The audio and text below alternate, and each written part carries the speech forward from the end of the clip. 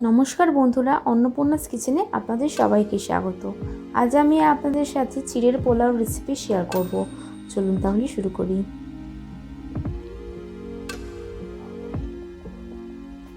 এখানে আমি চিড়ে নিয়েছি 500 গ্রাম। চিড়েটা মোটা দানার চিড়ে নিয়েছি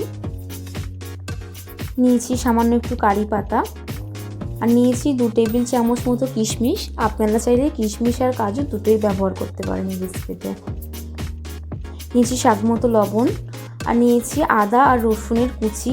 আপনারা চাইলে আদা রসুনের কুচিটা পোলাওতে দিতেও পারেন অথবা স্কিপ করে দিতে পারেন। নিয়েছি স্বাদ মতো চিনি, নিয়েছি চীনা বাদাম। এখানে আমি 60 গ্রাম মতো চীনা বাদাম নিয়েছি। লাগবে রিফাইন তেল, আর সর্ষে নিয়েছি আমি কালো সর্ষে ফোড়নের জন্য।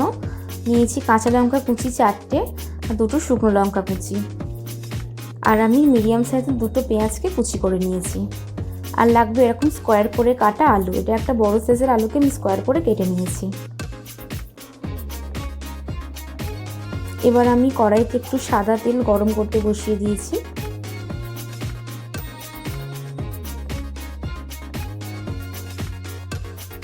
তেলটা এবার আমাদের গরম হয়ে গেছে। আমি এবারে তেলের মধ্যে আলুগুলো ভেজে নেব। আলু দিয়ে আমি একটু নাড়াচাড়া করে নিচ্ছি। আলুগুলোকে একটু সাদা সাদা করে ভাজতে হবে, খুব বেশি কড়া করে ভাজা যাবে না। আলুর মধ্যে আমি একটু সামান্য লবণ দিয়ে দিচ্ছি যাতে আলুগুলো একটু তাড়াতাড়ি সফট হয়ে যায়। লবণ দিয়ে আমি আরেকবার নাড়াচাড়া করে নিচ্ছি।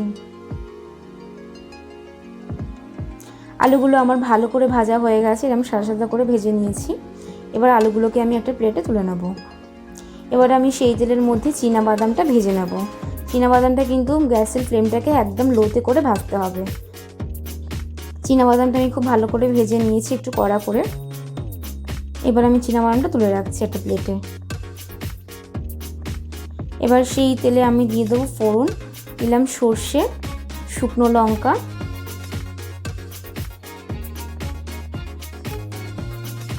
একটু নাড়াচাড়া করে দিয়ে দিচ্ছি কারি পাতা।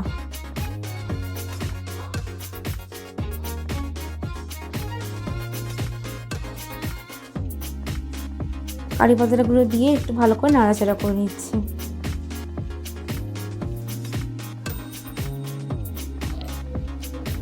এবার আমি দিয়ে দেবো এর মধ্যে আদা রসুন কুচি।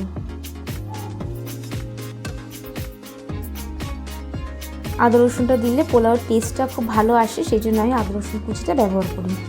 আপনারা চাইলে কিন্তু আদা রসুনটা স্কিপ করে দিতে পারেন অথবা শুধু আদাও ব্যবহার করতে পারেন।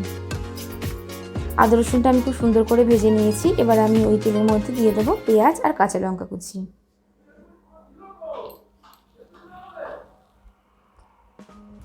দিচ্ছি সামান্য একটু লবণ যাতে পেঁয়াজগুলো একটু তাড়াতাড়ি সফট হয়ে যায়। এবার আমি নাড়াচাড়া করে পেঁয়াজগুলো সফট হয়ে যাওয়া অবধি ওয়েট করব। পেঁয়াজগুলো আমার সফট হয়ে গেছে। এবার আমি এর মধ্যে দিয়ে দিচ্ছি কিশমিশ। কিশমিশ দিয়ে ভালো করে আবারও নাড়াচাড়া করে নেব।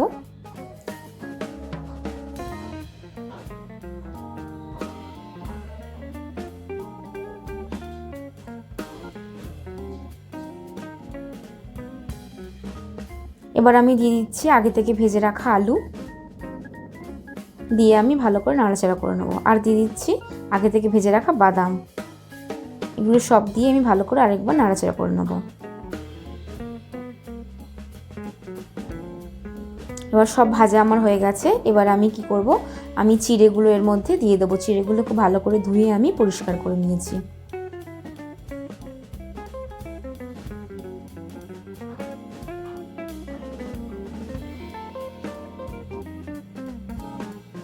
দিয়ে দিচ্ছি সামান্য একটু চিনি।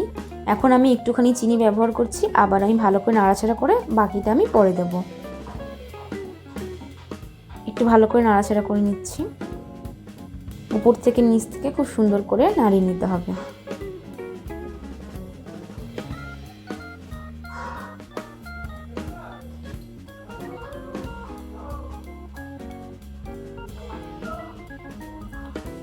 এবার আমি বাকি চিনিটাও এর মধ্যে দিয়ে দিলাম, আর দিয়ে দিচ্ছি স্বাদ মতো লবণ।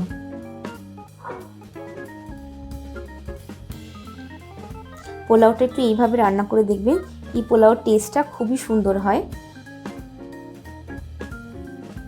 ছোট বড় সবারই খুব ভালো লাগবে এরম করে পোলাওটা বানালে। একটু ভালো করে নাড়িয়ে নিচ্ছি। নাড়িয়ে নিয়ে আমি 2 মিনিট এরকম করে ঢাকা দিয়ে রেখে দেবো, যাতে চিনিটা খুব ভালো করে মেল্ট হয়ে যায়। মিনিট 2 হয়ে গেছে, আমি এবার ঢাকা সরিয়ে আরও একবার একটু ভালো করে নাড়াচাড়া করে নিচ্ছি। আমাদের পোলাওটা কিন্তু এবার একদম রেডি হয়ে গেছে। সন্ধেবেলা চায়ের সাথে অথবা সকালবেলা ব্রেকফাস্টের সাথে গরম গরম সার্ভ করে নিন। আমার এই ভিডিওটি যদি আপনাদের ভালো লেগে থাকে লাইক করুন, শেয়ার করুন আর আমার চ্যানেলটাকে সাবস্ক্রাইব করে দিন। Thank you.